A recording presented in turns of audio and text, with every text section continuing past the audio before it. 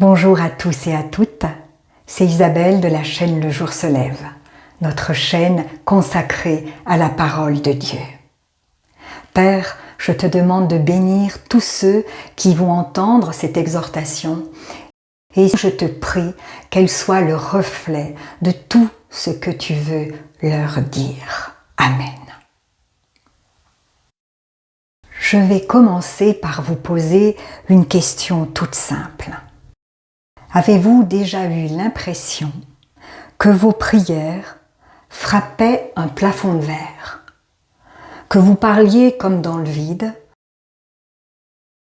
Si c'est le cas, c'est une frustration terrible. On prie, on crie à Dieu et rien ne se passe.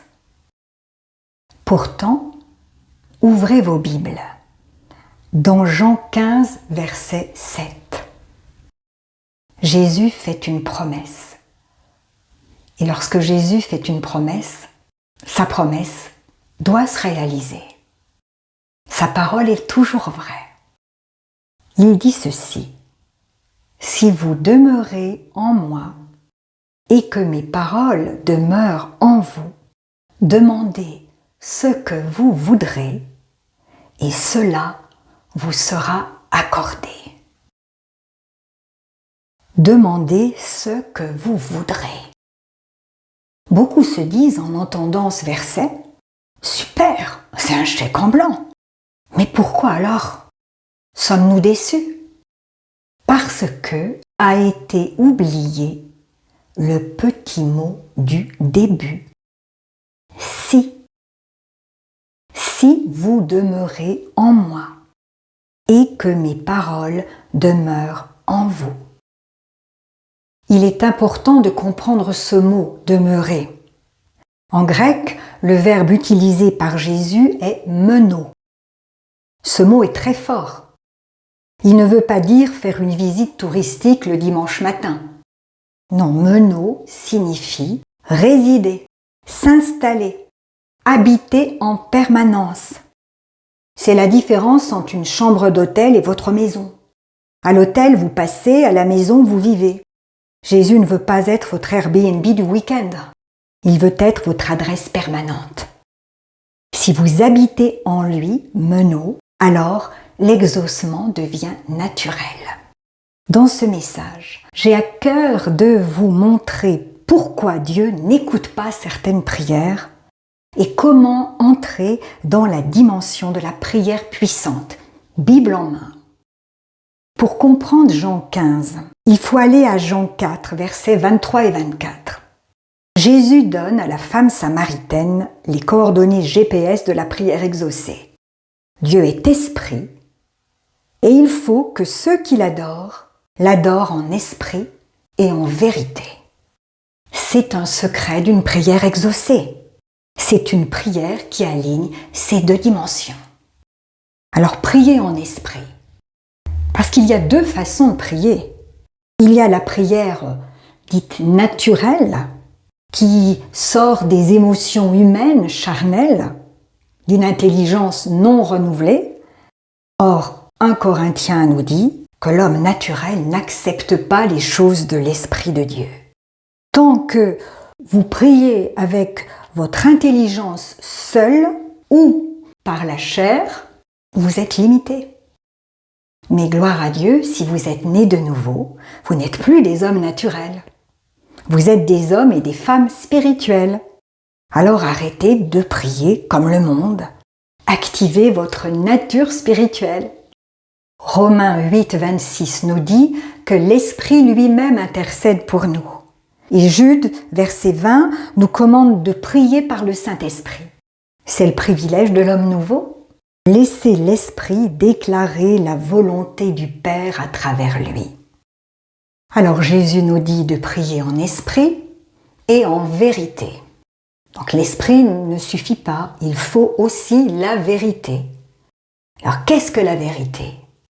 Jésus nous le dit dans Jean 17, 17. La parole est la vérité. Mais allons plus loin encore.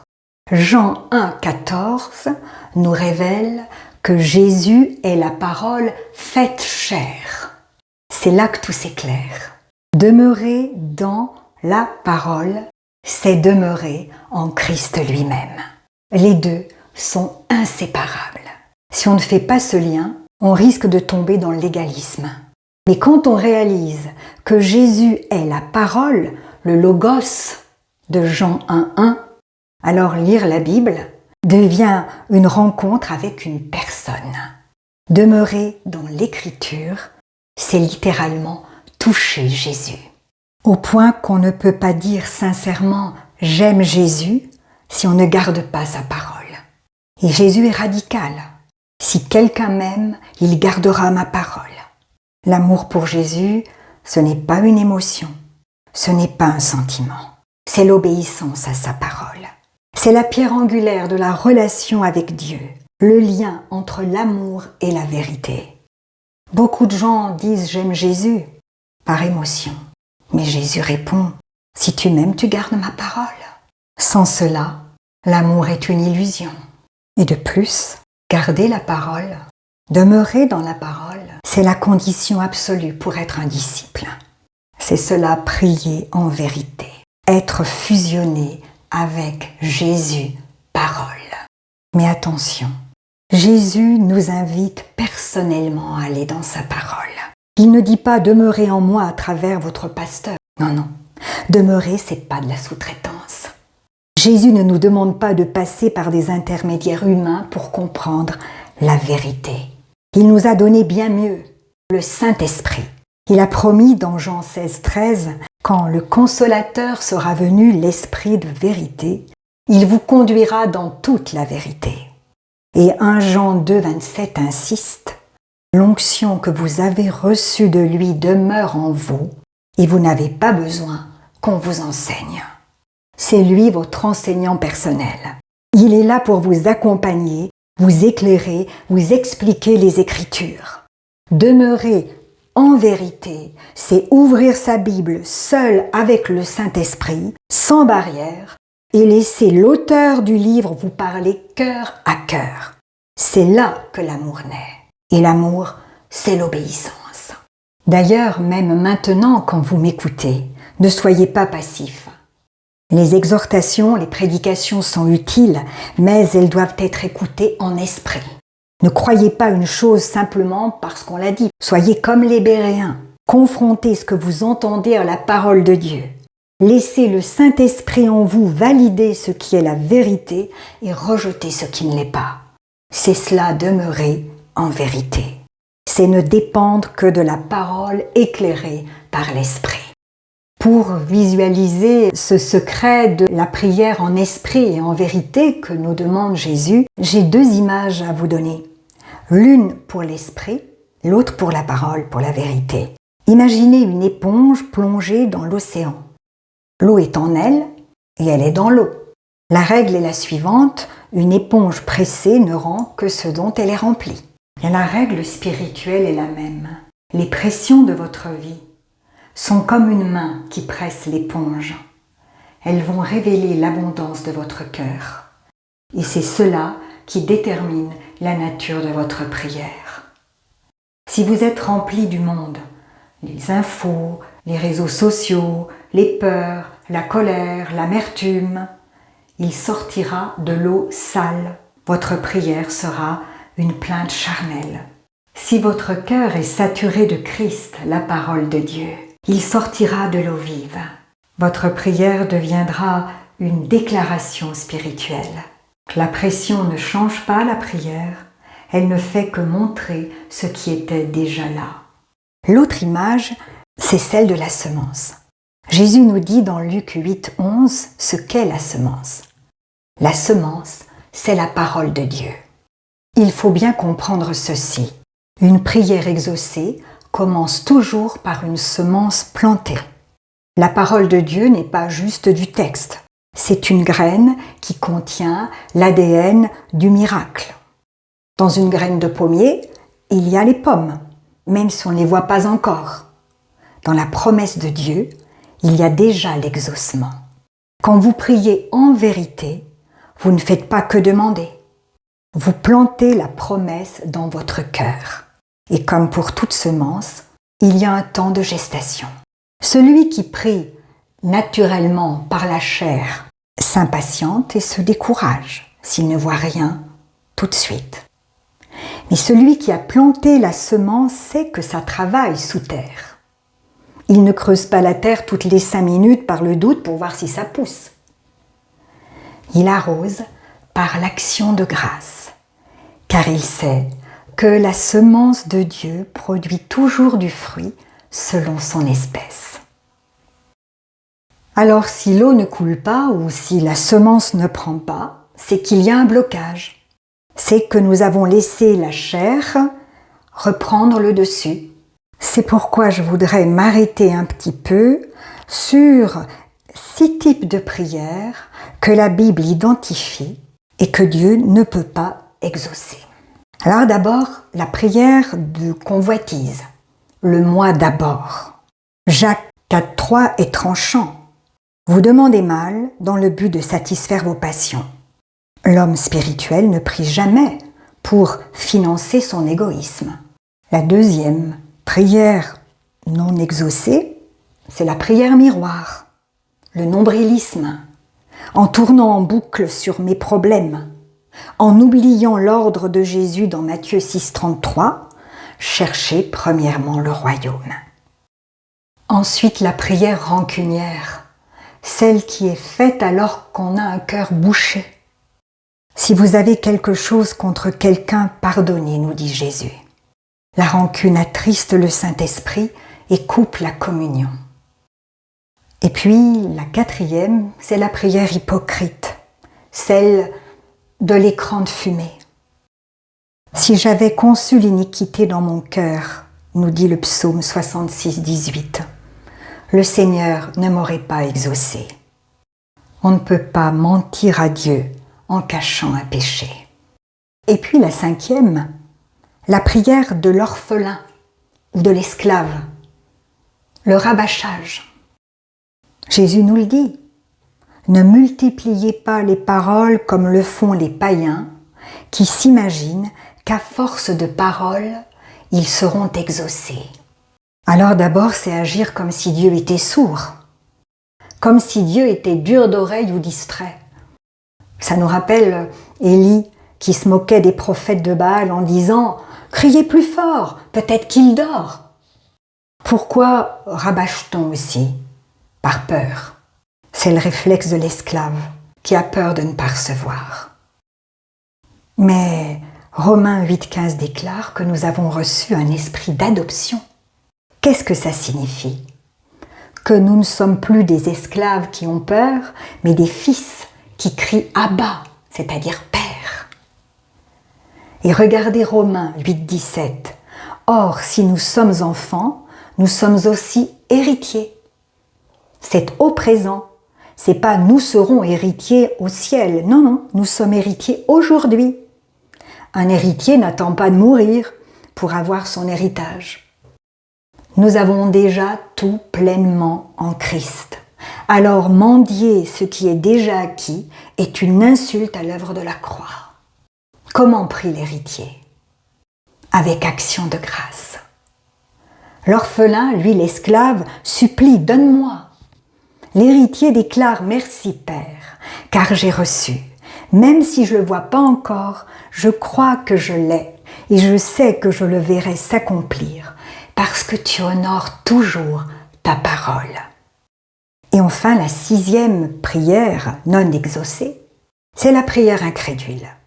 Jacques dit de demander avec foi, sans douter. Il dit que celui qui doute ne s'imagine pas qu'il recevra quelque chose du Seigneur. On ne peut pas être plus clair. Comme dans Hébreux 11,6, sans la foi, il est impossible de plaire à Dieu. Alors imaginez une pièce dans le noir. L'électricité est là, c'est la puissance de Dieu, la puissance infinie. L'ampoule est là, c'est la réponse à votre besoin. Mais il fait toujours noir. Pourquoi? Parce que personne n'a appuyé sur l'interrupteur. Bien, la foi, c'est ce geste simple qui connecte la puissance de Dieu à votre besoin, qui donne vie à sa parole. Douter, c'est laisser l'interrupteur sur off, tout en suppliant Dieu de donner de la lumière. Ça ne marche pas. Dieu a tout fourni, mais c'est à vous de faire le clic de la foi pour que le courant passe, pour que la puissance de la parole se déclenche. Alors comment activer cet interrupteur, cette prière exaucée? Alors, voici 2 armes bibliques. La rumination, demeurer dans la parole. Dieu a dit à Josué que ce livre de la loi ne s'éloigne pas de ta bouche. Médite-le jour et nuit. Donc pour être certain de demeurer dans la parole, il faut planter sa semence et la ruminer, la mastiquer, la méditer. Par exemple, quand vous êtes sur Galates 2:20, ce n'est plus moi qui vis, c'est Christ qui vit en moi. Cette parole ne peut pas vous laisser indifférent. On ne peut que s'interroger sur cette parole. Seigneur, ce n'est plus moi qui vis, c'est toi qui vis en moi. Mais comment c'est possible, Seigneur? Je me sens si loin de ta présence en moi. Mais si tu le dis, Seigneur, c'est que c'est vrai, c'est que c'est possible. Alors, Saint-Esprit, montre-moi, explique-moi, emmène-moi plus profondément dans cette parole pour que Christ puisse vivre en moi et que ce ne soit plus moi qui vive. C'est ce que je veux, Seigneur. Et croyez-le, il le fera. Il vous donnera cette révélation, ce réma, et vous verrez que ce verset vous fera comprendre qui vous êtes en Christ et ce que Christ a fait pour vous à la croix. Une autre arme que le Seigneur nous a donnée dans son amour et sa miséricorde, c'est la prière en langue, la prière par l'Esprit, par excellence. Jésus l'a promis dans Marc 16. Ils parleront de nouvelles langues. Mais attention, cette puissance découle du baptême du Saint-Esprit. Si vous ne l'avez pas, demandez-le. Vous êtes des êtres spirituels, vous avez besoin de ce langage spirituel. Parce que Paul explique dans 1 Corinthiens 14:2 que celui qui parle en langue ne parle pas aux hommes, mais à Dieu. Et c'est en esprit qu'il dit des mystères. Le diable ne comprend pas ce code. C'est une ligne sécurisée que l'ennemi ne peut pas pirater. C'est pourquoi il est si virulent, il attaque tant la prière en langue. À l'inverse, il entend très bien vos prières naturelles, faites par la chair. Ces prières de convoitise, de plainte, de rabâchage sont sur une fréquence ouverte. L'ennemi les capte 5 sur 5. Et le piège est subtil. Il se plaît parfois à y répondre. Il peut faciliter une réussite charnelle ou un gain rapide, non pas pour vous bénir, mais pour mieux vous faire tomber. Son but est de vous tromper, de vous voler votre paix et surtout de vous distraire de l'essentiel, vous empêcher de demeurer en Christ. Et cela n'est pas étonnant, car comme nous dit Paul dans 2 Corinthiens 11:14, Satan lui-même se déguise en ange de lumière. Alors ne confondez pas la satisfaction de la chair avec l'exaucement de l'esprit. Mais pourquoi est-ce si dangereux de prier seulement avec votre intelligence? Parce que le diable guette vos mots pour vous piéger. C'est pour cela qu'il est vital de lâcher prise sur votre intellect. Ne soyez pas effrayés si vous ne comprenez pas ce que vous dites, au contraire. Paul assume totalement cela dans 1 Corinthiens 14:14. Oui, votre intelligence est stérile, mais c'est le prix de votre sécurité. Pendant que votre intelligence est au repos, votre esprit, lui, est en prière parfaite, inattaquable. C'est la meilleure façon d'obéir réellement à l'ordre d'Éphésiens 6:18. Faites en tout temps, par l'Esprit, toutes sortes de prières. Maintenant, si vous le souhaitez, je vous propose que nous prions ensemble pour sceller cette parole. Seigneur, nous te remercions. car tu as fait de nous des héritiers au présent. Nous refusons l'esprit d'esclavage, de peur et de doute. Nous comprenons que t'aimer, c'est garder ta parole. Nous passons de la plainte à l'action de grâce. Même si nos yeux ne voient pas encore, nous croyons que nous avons reçu. Seigneur Jésus, baptise-nous de ton esprit et de feu.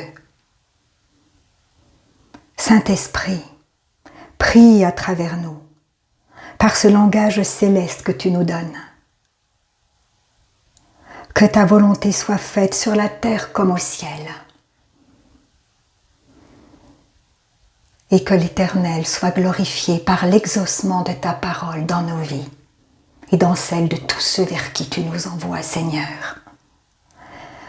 Au nom puissant de Jésus, Amen. À toi, Seigneur, soit toute la gloire. Que le Seigneur vous bénisse. Vous êtes des héritiers. Le jour se lève sur votre vie de prière.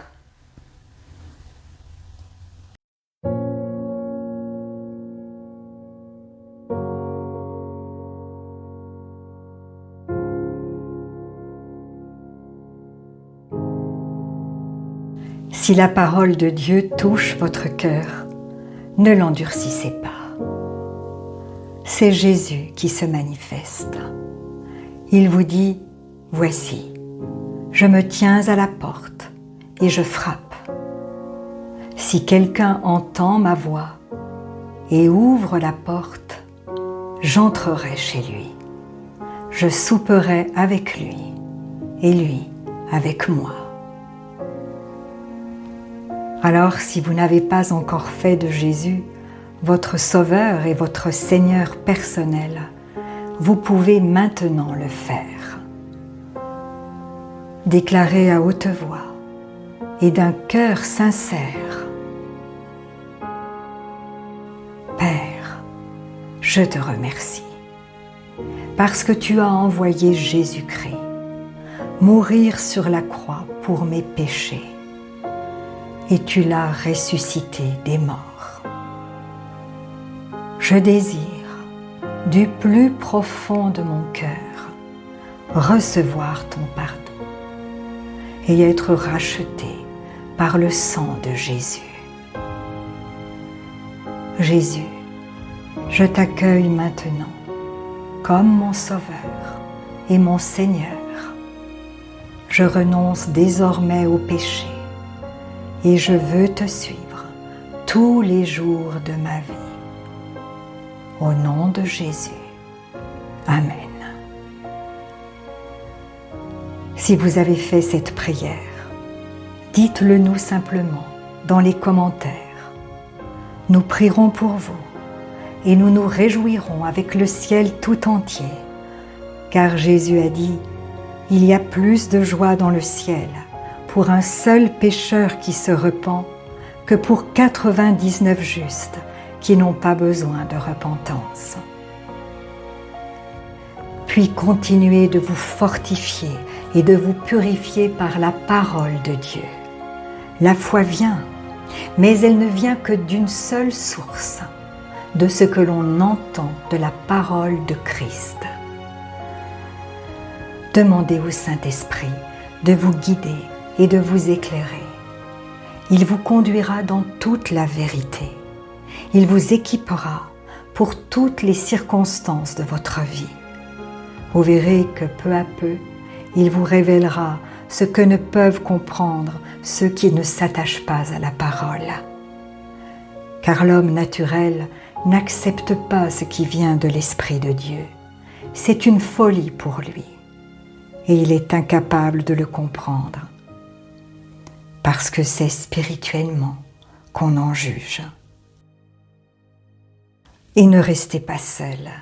Trouvez une assemblée qui se nourrit de la parole et y est fidèle. Et s'il n'y en a pas autour de vous, demandez au Saint-Esprit de vous faire rencontrer des frères et sœurs qui, comme vous, ont le désir de connaître Jésus plus profondément, de l'aimer et de le servir tel que lui le désire. Et soyez vigilants dans les enseignements que vous recevez, car Jésus nous a avertis. Plusieurs faux prophètes s'élèveront et ils séduiront beaucoup de gens. Et en toute chose, faites une confiance absolue au Seigneur et vous serez richement bénis.